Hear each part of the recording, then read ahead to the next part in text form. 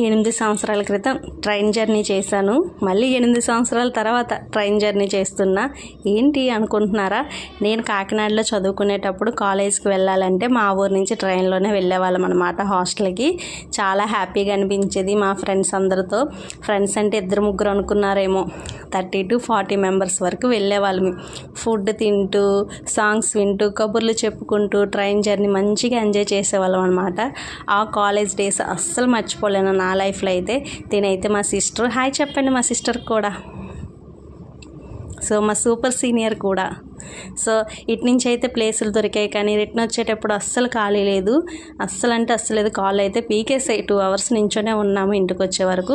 ఇంకా ట్రైన్ అయితే దిగిపోయాము. వచ్చే దారిలో ఈ గిఫ్ట్లు అయితే కనిపించాయి. గిఫ్ట్లు కాదు, బొమ్మలు అనమాట. ఇదైతే ద్వారకా నగర్ దగ్గర ఉంటుంది. ఎవరైనా పెళ్ళిళ్ళకి, లేదు అంటే ఫంక్షన్లకి, బర్త్డే ఫంక్షన్లకి ఏమైనా గిఫ్ట్లు కొనాలంటే ఈ ఏరియా అయితే సూపర్ అనమాట. అన్ని గిఫ్ట్లు దొరుకుతాయి. చిన్నపిల్లలకి ఏంటి, అలానే మ్యారేజ్కి, గృహప్రవేశాలకి అన్నిటికి కూడా మంచిగా దొరుకుతాయి. ప్రైస్ అయితే మటుకు ఎక్కువే చెప్తారు. మనం దాన్ని బట్టి అడిగి తీసుకోవాలన్నమాట. చాలా అంటే చాలా బాగుంటుంది ఈ ప్లేసు. చాలా గిఫ్ట్లు నేను అలానే కొనేసి ఇంట్లో ఒక కబోర్డ్లో పెట్టి ఉంచాను. ఆడుకునే వయసు కాదు కదా, ఏం చేస్తాం. నాకైతే ఈరోజు జర్నీ చాలా హ్యాపీగా అనిపించింది. మీ లైఫ్లో కూడా ఎలాంటి స్వీట్ మెమరీస్ ఉన్నాయా? అయితే కామెంట్ చేయండి, అలానే లైక్ కూడా చేయండి. Bye bye.